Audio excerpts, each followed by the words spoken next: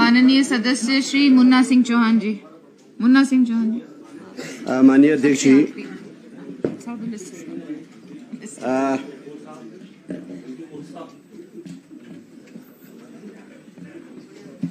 कल से लेकर के आज तारीख तक समान नागरिक संहिता यूनिफॉर्म सिविल कोड के ऊपर अलग अलग पहलुओं पर बहुत रोचक, बहुत लाइव डिबेट हुई। ठीक है, नजरिया है, पॉलिटिकल दायरे हैं, राजनीतिक प्रतिबद्धताएं हैं। ज्यादातर वक्त कानून की यूसीसी की बात कम हुई। माननीय सदस्यों द्वारा पॉलिटिकल नैरेटिव सेट करने में ज्यादा रुचि रही। वो अधिकार है, उस पर मुझे किसी पे आपत्ति भी नहीं हो सकती। अभी शहजाद जी को ही सुन रहे थे तो उन्होंने भी एक पॉलिटिकल कॉम्बिनेशन फॉर्ज करने की तरफ इशारा किया। वो भी एक पॉलिटिकल नैरेटिव। मेरे लिए ये कोई पॉलिटिकल नैरेटिव का विषय नहीं है। भारतीय जनता पार्टी के लिए पॉलिटिकल नैरेटिव का विषय नहीं है। भारतीय जनता पार्टी के लिए uniform civil code, abrogation of 370, abrogation of 35A, construction of Ram temple, ये तमाम सारी चीजें, एबोलिशन ऑफ ट्रिपल तलाक, ये हमारे कमिटमेंट है। आज से नहीं है, डेकेड से, जो हमारे फाउंडिंग फादर्स थे। तब भी उन्होंने कहा एक देश, दो विधान, दो प्रधान, दो निशान, एक देश, दो प्रधानमंत्री, दो झंडे, दो संविधान नहीं चलेगा। उसके लिए डॉक्टर श्यामा प्रसाद मुखर्जी ने शहादत दे दी, लेकिन इस विचार ने कभी उससे कॉम्प्रोमाइज नहीं किया। जहां तक यूनिफॉर्म सिविल कोड की बात है, यूनिफॉर्म सिविल कोड कोई ऐसा नहीं है कि which is born out of blue, कि किसी ने कुछ कह दिया और उसके नाम पर लोगों ने नैरेटिव सेट करना शुरू कर दिया। यदि हम अपने फाउंडिंग फादर्स की तरफ ही जाएं, जो हमारे संविधान निर्माता है, तो बाकायदा हमारे संविधान निर्माताओं ने ही यूनिफॉर्म सिविल कोड्स के ऊपर अच्छा खासा कॉन्स्टिट्यूएंट असेंबली में, और हम नाचीज है, हम कुछ नहीं है, हम पासंग के बराबर नहीं है, उन लोगों ने, अपार विद्वान लोगों ने डिबेट किया। And the committee headed by doctor B.R. Ambedkar, जब अब बाकायदा यूनिफॉर्म सिविल कोड के ऊपर बहुत सारी चीजें और आई गई, एक स्वरूप आया, तो ड्राफ्टिंग कमेटी जिसको कि चेयर करते थे डॉक्टर B.R. अंबेडकर, उन्होंने उसमें जोड़ करके कहा, और ये जो आर्टिकल 44 है जिसके अंदर कहा गया है, जिसमें भारत के संविधान ने भारत के भविष्य की पीढ़ियों से, लेजिस्लेचर से, पार्लियामेंट से अपेक्षा की, जिसको उन्होंने लिखा, the state shall endeavour to secure for the citizen a uniform civil code throughout the territory of India, quote unquote. जो ये कहा गया, फिर उसके बाद चूंकि directive principle of state policy के ऊपर एक जनरल बात कही गई कि directive principle of state policy को सीधे सीधे अदालत एनफोर्स नहीं करेगी, बल्कि इसको ग्रेजुअली एक ट्रांजिशन के साथ धीरे धीरे हम अपनी व्यवस्था में लाएंगे। और हमने लाया भी, हमने राइट टू एजुकेशन लाया, directive principle of state policy से ही उसको, we have drawn strength from the directive principle of the state policy. राज्य के नीति निर्देशक तत्व तो उसके हैं। और आज मैं कह रहा हूं इस बात को, बिना किसी राजनीतिक कारणों से कह रहा हूं, कि चाहे उधर बैठे हुए माननीय सदस्य इधर बैठे हुए हों, ये हमारे लिए बहुत गौरव का पल है कि उत्तराखंड जैसे छोटे राज्य ने इस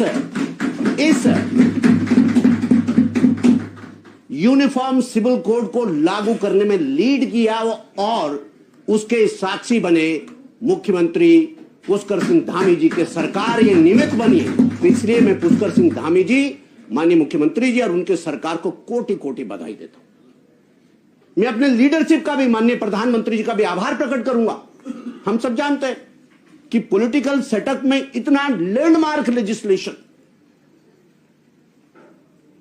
देश और दुनिया की इतनी बड़ी राजनीतिक दल बिना किसी विचार किए हुए नहीं करती। तो लैंडमार्क डिसीजन, ये लैंडमार्क लेजिस्लेशन करने के लिए आदरणीय प्रधानमंत्री जी ने यदि उत्तराखंड को इस बात के लिए चुना है कि उत्तराखंड से इसकी शुरुआत हो, तो ये हमारे श्रम के लिए, बल्कि मैं कहूंगा माननीय अध्यक्ष जी, आप अच्छे से समझते हैं कि उत्तराखंड राज्य के, पता नहीं शब्द का मेरा ये मतलब सही निकलेगा या सही, उत्तराखंड राज्य के जीवन काल में this is a watershed movement. Watershed movement है ये उत्तराखंड राज्य के जीवन काल में। और मैं आपको बता रहा हूं, आज चाहे हम समझ की वजह से, कम समझ की वजह से, या कम परसेप्शन की वजह से, या परसेप्शन की प्रॉब्लम की वजह से, या नैरेटिव की वजह से उसको नहीं कह रहे, ठीक है। कल सुमित जी कह रहे थे, मैं उनको सुन रहा था, वो कह रहे थे अभी समय बताएगा इसमें क्या क्या खामियां। ट्रू, आज तारीख तक दुनिया के किसी भी जगह पर ऐसा कोई कानून नहीं बना जिस कानून ने समय के साथ, क्योंकि समय ही सबसे बड़ा टेस्ट होता है, इसलिए हम शब्दावली भी कहते हैं टाइम टेस्टेड। समय ही बताता है समय समय पे कि क्या खामी है, कौन से लूप होल्स है। और हमारा काम है, हम ऑनरशिप लेते हैं इस बात की, हम भागते नहीं जिम्मेदारी से, हम ऑनरशिप लेते हैं कि कानून जो बनाएंगे उसमें जो लूप होल्स भी जरूर होंगे, समय के साथ कुछ डिफिकल्टीज भी सामने आएगी, उसको भी इरेडिकेट करेंगे, उसके लिए भी फिर से कदम उठाएंगे। लेकिन उसका मतलब यह है कि हम किनारे बैठे रहेंगे, लहरें गिनते रहेंगे। आपको समाज के अंदर प्रोएक्टिव होकर के चेंजेस लाने हैं तो आपको शुरुआत करनी पड़ेगी, आपको कदम उठाने पड़ेंगे। इसके लिए माननीय मुख्यमंत्री जी के साहस की जितनी प्रशंसा की जाए कम है। मैं आपसे एक बात कहना चाहता हूं, हम सोते जागते सब लोग, हमारा अदालत में भरोसा है, हम अदालत में विश्वास करते हैं, हम अदालत का सम्मान करते हैं। मेरे मित्र, कई बार जब मैं और प्रीतम सिंह जी बात करते हैं तो मीडिया से लेकर के, इधर से लेकर के लोग अपना बहुत आनंद उठाते हैं। They consider us to be the वेटिनोर, we are not, we are friends. उन्होंने केशवानंद भारती का जो पहला लैंडमार्क जजमेंट था सर्वोच्च न्यायालय का, उसका जिक्र किया, लेकिन मेंशन करके छोड़ दिया, मेंशन करके छोड़ दिया। उसी केशवानंद भारती जजमेंट के अंदर सुप्रीम कोर्ट ने कहा कि कोर्ट को कंपेल नहीं करना चाहिए, मजबूर मत करो कि कोर्ट को डायरेक्ट करना पड़े, कोर्ट को कहना पड़े कि यूनिफॉर्म सिविल कोड होना चाहिए, हमारे संविधान ने हमसे अपेक्षाएं की, उसके बारे में कदम उठाइए। उसी केशवानंद भारती केस में यही कहा।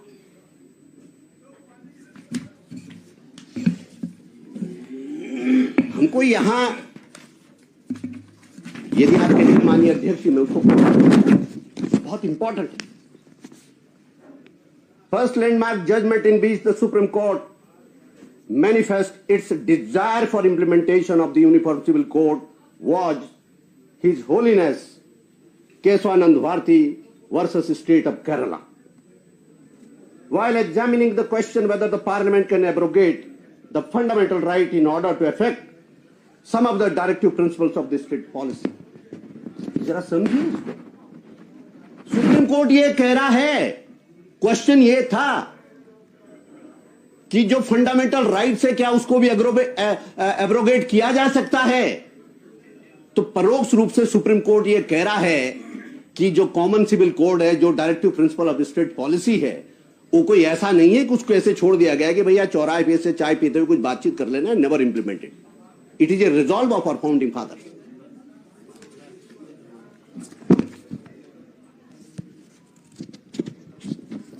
कोर्ट कह रहा है आर्टिकल 44 जिसकी हम चर्चा कर रहे हैं, जिसके तहत यूनिफॉर्म सिविल कोड को हमने कदम उठाया, article 44 enjoins the state shall endeavor to secure for the citizen a uniform civil code throughout the territory of India, desirable as it is, court कह रहा है desirable as it is, the government has not been able to take any effective steps towards the realization of this goal.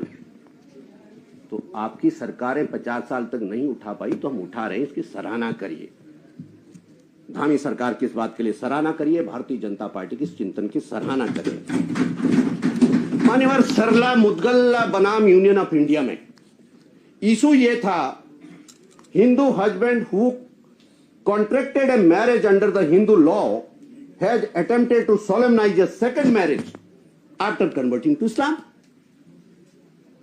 लोग कह रहे हैं ना Hindu marriage act है, Hindu code bill है, उन्हें कहा दूसरी शादी करनी है, कुछ दिनों के लिए मुसलमान बनता हूं, शहजाद साहब चले दूसरी शादी करनी, डिटेल्ड है, यह सुप्रीम कोर्ट तक गया। सुप्रीम कोर्ट ने फिर फ्रस्ट्रेशन जाहिर की, अपेक्षा की, और सुप्रीम कोर्ट ने फिर इस बात के लिए कहा, Justice Kuldeep Singh made a strong observation in support of the uniform civil code. बहुत डिटेल्ड ऑब्जर्वेशन है।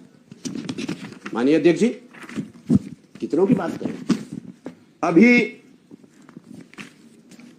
साहबानो केस की हम सभी बात करते हैं। साहबानो केस शहजाद साहब कह रहे थे, अरे साहब केस, लोग कहते हैं साहबानो को एक मसला था, जब नजीरें बनती है, कानून बनता है तो कोई मसला ही होता है, लेकिन उन मसलों से ही भविष्य के दरवाजे और खिड़कियां खुलती है। मुस्लिम महिला को न्याय देने का एक कानून था, और मामूली केवल एक तलाकशुदा महिला को मेंटेनेंस देने का विषय था। लेकिन विक्रम जी, आदरणीय आर्या जी, हमारे वरिष्ठ हर दृष्टि से अपने ब्रूट मेजॉरिटी, अपने प्रचंड बहुमत के गरूर में, मैं कांग्रेस पार्टी को भी कहता हूं कि आज समय आपको उस बात के लिए रिपेंट करने के लिए, प्रायश्चित्त के लिए आज समय आपके पास है। अपने ब्रूट मेजॉरिटी के चक्कर में सुप्रीम कोर्ट के उस डिसीजन को बदल करके और आज तारीख तक मुस्लिम बहनों को उस अत्याचार से गुजरने के लिए आपने मजबूर किया। राजीव गांधी की सरकार ने 85 में साहबानो केस को, सुप्रीम कोर्ट के जजमेंट को ओवरटर्न करने का आपने काम किया। मैं आपसे एक बात और कहना चाहता हूं,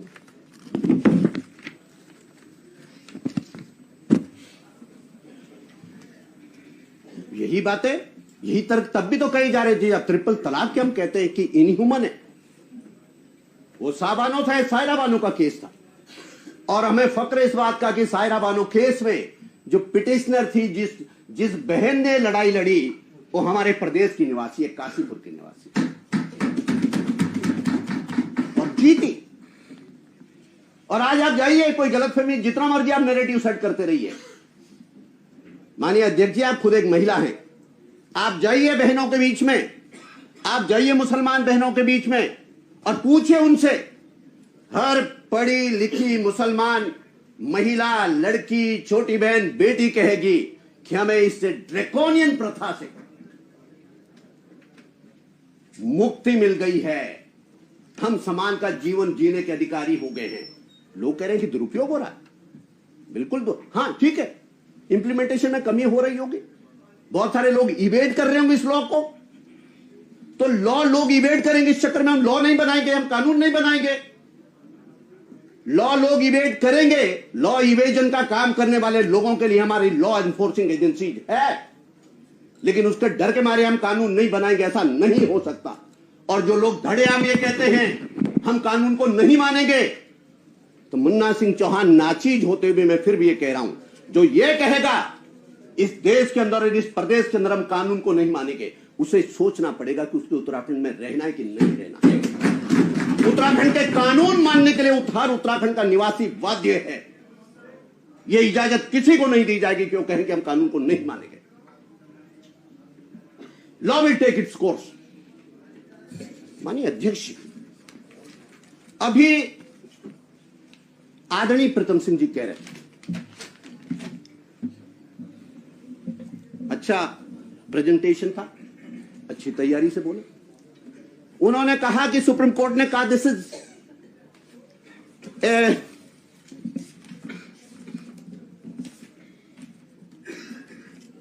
उन्होंने कहा कि सुप्रीम कोर्ट ने कहा है कि ये बड़ा एक पागलपन है कि लिव इन रिलेशनशिप का रजिस्ट्रेशन हो। भाई ये नहीं कहा, उन्होंने आधा सेंटेंस ही पढ़ा। नोट करने लायक है। सुप्रीम कोर्ट ने कहा what the centre has to do with the registration of the living in relationship. Supreme Court ने यह कहा कि केंद्र का काम छोड़ो ना, ये केंद्र को क्या लेना देना लिव इन रिलेशनशिप के रजिस्ट्रेशन के। सुप्रीम कोर्ट ने यह नहीं कहा कि रजिस्ट्रेशन नहीं होना चाहिए, और यह सच भी है। सुप्रीम कोर्ट का मैरिज सेंटर का किसी भी मैरिज रजिस्ट्रेशन से कोई लेना देना नहीं है। Marriage registration as per the instrument has to be done in the respective state और द यूनियन टेरिटरी और the NCR. Centre is not an agency to register the marriage. Supreme Court ने यह कहा, सुप्रीम कोर्ट ने यह नहीं कहा कि इसकी आवश्यकता नहीं है, लेकिन यूसीसी के अंदर लिव इन रिलेशनशिप के मसले को रजिस्ट्रेशन का बात इसलिए नहीं कहा गया, उसकी भावना समझी, उसके पीछे कहा गया सुमित जी कि जो लिव इन रिलेशनशिप में रहे their parents are required to be informed. उन कम उम्र के लड़के लड़कों को उनके माता पिता को पता होना चाहिए। अभी तक तो आप सब लोग जो हैं काफड़ी जी, आप भारतीय परंपराओं की बड़ी बात कर रहे थे। तो भारतीय परंपरा तो यही है कि हम घर में बताते हैं माता पिता को कि साहब हम कौन से रास्ते पर जा रहे हैं। अरे सुनिए साहब, हमारे यहां जब अरेंज मैरिज करते थे तो 30 साल में भी माता पिता को पूछ के ही करते थे। एक तरफ तो आप इतने परंपरावादी बात करते हैं और दूसरी तरफ का आप कह रहे हैं कि वो this is infringement of the privacy. हम बताना नहीं चाहते, लेकिन वो जो तमाम सारी चिंताएं जिसकी तरफ इशारा, कौन कलावा बांध के, कौन नाम बदल करके, कौन गुड्डू लिख करके, कौन सोनू लिख करके, किस प्रकार के फ्रॉड्स होते हैं। 9 लोगों को मैंने 3 महीने के अंदर विदाउट एग्जैजरेशन कह रहा हूं काफरी जी, आप मेरे स्वभाव को भी जानते हैं, I am a very responsible kind of an speaker. मैं आपको बता रहा हूं 9 लोगों को, ऐसे लोगों को मुझे जेल 3 महीने के अंदर भेजना पड़ा जिन्होंने डिसेप्टिव प्रैक्टिसेस को एडॉप्ट करके, नाम छुपा करके, धर्म छुपा करके लड़कियों को फंसाने का काम किया, और जब उसके बाद असलियतें मालूम पड़ी। इसलिए ये परिस्थितियां उत्पन्न हुई कि लिव इन रिलेशनशिप, बेशक बहुत बड़ा समाज भारत में इसे भारतीय परंपराओं के विरुद्ध मानता है, लेकिन जब सर्वोच्च कोर्ट ने सेटल कर दिया तो हम उसको कर कुछ नहीं सकते। लेकिन बाकायदा फिर भी स्टेट के डोमेन में जितना लेजिस्लेशन, जो लेजिस्लेटिव जुरिडिक्शन स्टेट के डोमेन में आता है, उसको एक्सरसाइज करते हुए धामी की सरकार ने यह कानून बनाने का काम किया कि बाकायदा इस तरीके के जोड़ों को, उनको अपने माता पिता को बताना पड़ेगा। कंक्लूड। एक अध्यक्ष जी, मैं आपसे एक बात और कहना चाहता हूं, ये यूनिफॉर्म सिविल कोड कोई शादी ब्याह का मसले तक सीमित मसला थोड़ा ना है। It is an progressive legislation. ये तमाम सारे वीमेन एम्पावरमेंट के मामले में अब बहुत सारे लोगों ने कहा कि अरे साहब वो आप ये बालिकाओं को, महिलाओं को प्रॉपर्टी में अधिकार दे देंगे तो उसके बाद तो वो उसमें। देखिए साहब, मेरे ख्याल से हम में से कोई ऐसा भी नहीं है। वो एक कहावत है हमारे गांव देहात में कि कबूतर के आंख बंद कर देने से बिल्ली का डर खत्म नहीं हो जाया करता। हकीकत से आंख मिचोली नहीं की जा सकती। आज हमारे सबके पास कोई ना कोई केसेस जैसे हैं जहां बहन का भाई के साथ मुकदमा, यहां तक कि मेरे पास तो ऐसे केसेस भी है जहां मां का बेटी के साथ मुकदमा है। तो उसके बारे में यदि हम कोडिफाई करने की कोशिश कर रहे हैं, हम उसको कानूनी जामा पहनाने की कोशिश कर रहे हैं और जो प्रोसेस ऑफ लॉ है उसको ठीक करने का काम कर रहे हैं, तो मेरे ख्याल से उसके साथ खड़े होने की जरूरत है। मैं जो एक्सपर्ट कमेटी कॉन्स्टिट्यूट की थी सरकार ने, एक्सपर्ट कमेटी की रिपोर्ट तो सरकार के पास हो गई, लेकिन एक्सपर्ट कमेटी में एक मेंबर थे जस्टिस प्रमोद कोहली जी। बड़ी मार्मिक बात माननीय अध्यक्ष जी उन्होंने एक उनकी मैंने कुछ पंक्तियां कहीं पर पढ़ी। हम लोग हमेशा से देखते आए, कोई एक तराजू देखते हैं, उसमें पट्टी बंधा हुआ है और वो तराजू एक तरफ झुका हुआ है, क्या है फलाना है, वो कानून है, पट्टी बांधा हो। तो हम कहते थे, हमारे यहाँ कहावत है देश में, कानून अंधा होता है। क्यों इंजीनियर साहब, कहावत है ना, ये कहावत है। हम क्यों कहते हैं कि Indian constitution is a living document? ये डेडवुड नहीं है। भारतीय संविधान रोता है, हंसता है, उल्लास मनाता है, दुखी होता है, और जब कभी भी कोई ऐसी परिस्थिति होती है तो हमें गाइड करता है कि अमेंड। इसीलिए लिविंग डॉक्यूमेंट है कि 100 के करीब हम अमेंडमेंट कर चुके हैं। इसे टाइम टेस्टेड बोलते हैं। यही समय के साथ रेजिलियंस हमारे सिस्टम का, लचीलापन हमारा क्या है कि परिस्थितियों के मुताबिक हम अपने आप को एडजस्ट करते हैं। That is the success. जज साहब ने क्या लिखा? रिटायर्ड जज है। इंसाफ करने की कसम खाई थी, इसलिए आंखों पर पट्टी लगाई थी। इंसाफ हो बिन देखे, बिन पहचाने, कानून ने कुछ ऐसी रस्म बनाई थी। मेरे खामोशी को मेरी कमजोरी माना गया, इसलिए मुझे बतौर अंधा कानून जाना गया। आगे उन्होंने जो कहा वो बड़ा मार्मिक है साहब। न मैं अंधा हूं, न मैं खामोश हूं, अपनी ही बंदिशों से रूपोश हूं, मैं समझ गया हूं। Why do we call that society is a dynamic process? Why do we call constitution is a dynamic document? Why do we say legislation is a dynamic process? Law making is a dynamic process. Requirement of the society is a changing environment. Resilience of the society is the success of the society. आगे उन्होंने कहा, मैं समझ गया हूं, मुझे संवरना होगा। ये जज लिख रहा है, मैं समझ गया हूं, मुझे संवरना होगा, अपनी ही, इसलिए अपने अंदाज को बदलना होगा। मैं समझ गया हूं, मुझे संवरना होगा, इसलिए अपने अंदाज को बदलना होगा। और आगे जो कहा है उसको सुन लीजिए साहब। वक्त आ गया है, आंखों से पट्टी खोली जाए। वक्त आ गया है, आंखों से पट्टी खोली जाए और सच्चाई आंखों के सामने तौली जाए, आंखें बंद करके नहीं। This is the hour, need of the hour. मारी और मैं आपसे कहना चाहता हूं, नहीं साहब कहां की बात करते हैं हम? किस कानून की, किस रिलीजियस कानून की बात करते हैं? देखिए, आप यदि बैकग्राउंड में जाएंगे अध्यक्ष जी। Sir, if I may, ma'am, एक minute, let me complete, then you can comment. You are a very enlightened member. मानिए अध्यक्ष जी, तो होता रहा सभी धर्मों में। आप तो टीचर भी रही हैं, मुझे मालूम है। बाकायदा गैलीलियो जो साइंटिस्ट था, उसने ये कह दिया कि भाई ये तो झूठ कह रहा है चर्च कि सूरज पृथ्वी की चारों तरफ घूमता है, उल्टा है, पृथ्वी सूरज की चारों तरफ घूमता है। तो चर्च ने कहा फांसी की सजा, माफी मांगी तो कैद, जेल।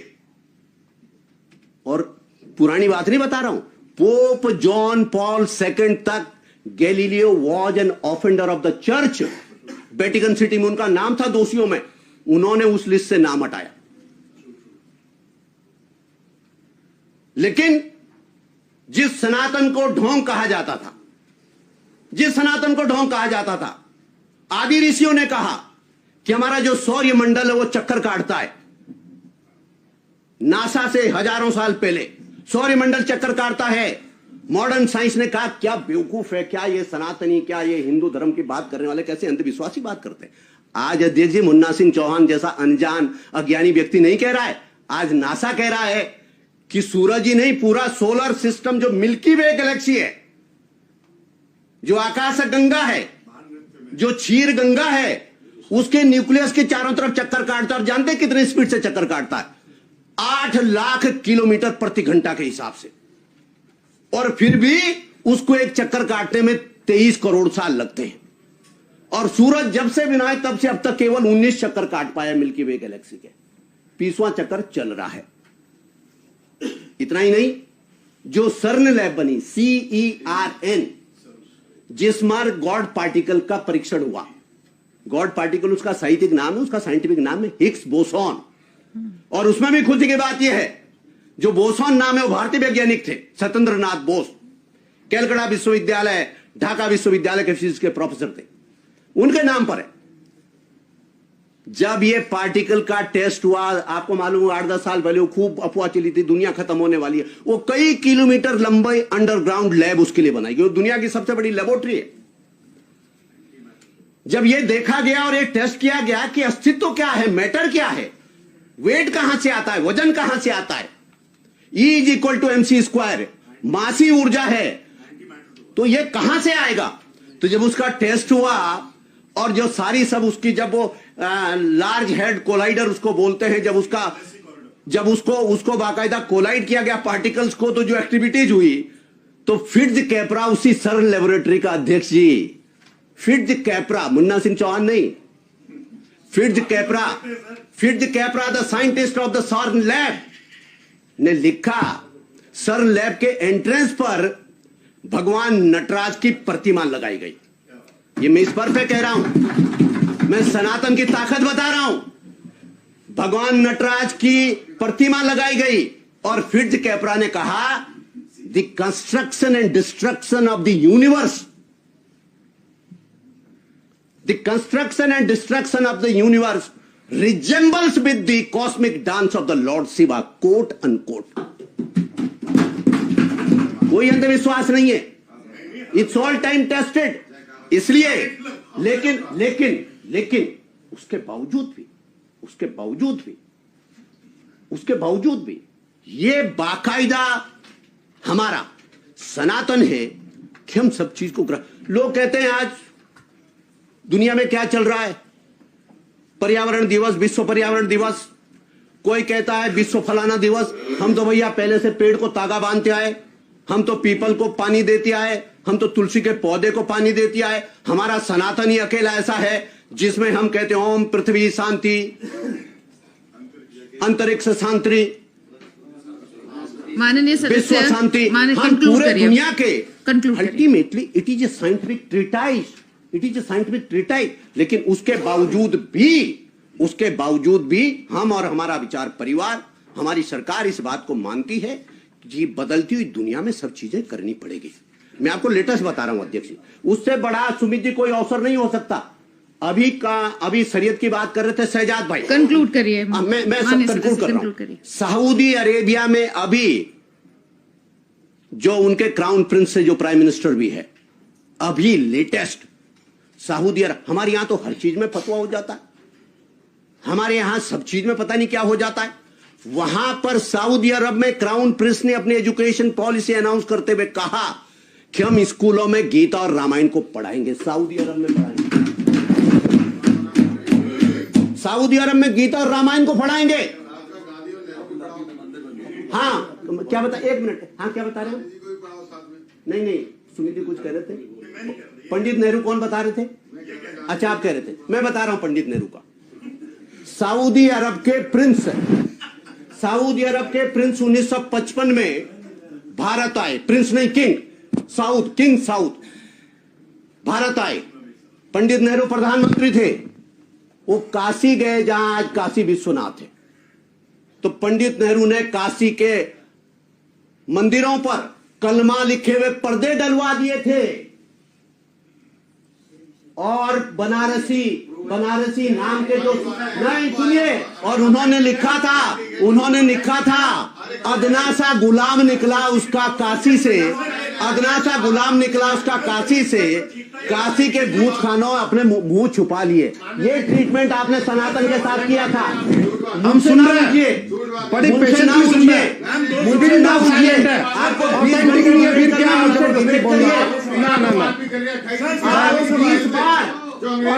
है, बाकायदा। परसों ही सेलुलर जेल से आया हूं विजिट करके, इनके इस झूठ का भी जवाब दे रहा हूं।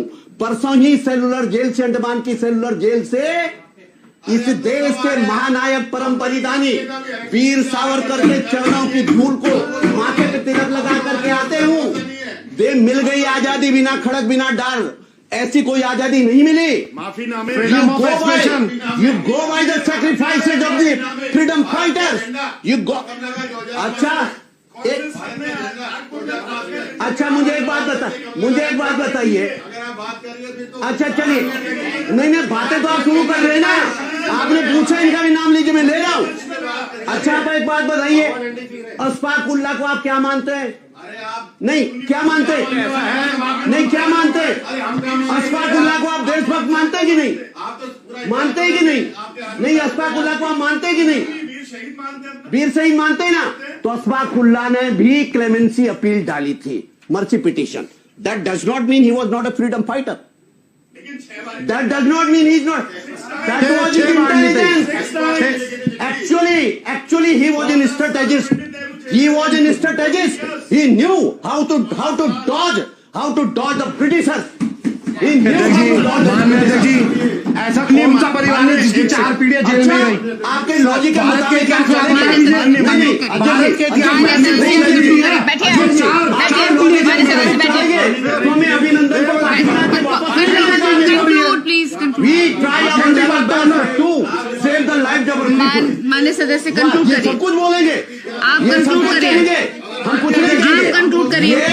यूनिफॉर्म सिविल कोड, मान्य सदस्य प्लीज ये यूनिफॉर्म सिविल आप कोड अपनी बात को भारत conclude की आत्मा जो है, निश्चित रूप से सुना। भारत की आत्मा के अनुसार यूनिफॉर्म सिविल कोड यहाँ पर लाया गया है। ये देवभूमि है, सभी वर्गों को इस यूनिफॉर्म सिविल कोड को मानना है और पूरे देश में ये यूनिफॉर्म सिविल कोड एक टॉर्च बियरर, एक टॉर्च प्रदर्शक बनने का काम करेगा। माननीय अध्यक्ष जी, दृढ़ मत के साथ कहता हूं। माननीय अध्यक्ष जी, एक सेकंड अरे मेरा सवाल माननीय अध्यक्ष जी, एक सवाल सर, मान्य 3 बजे तक 3 बजे बाद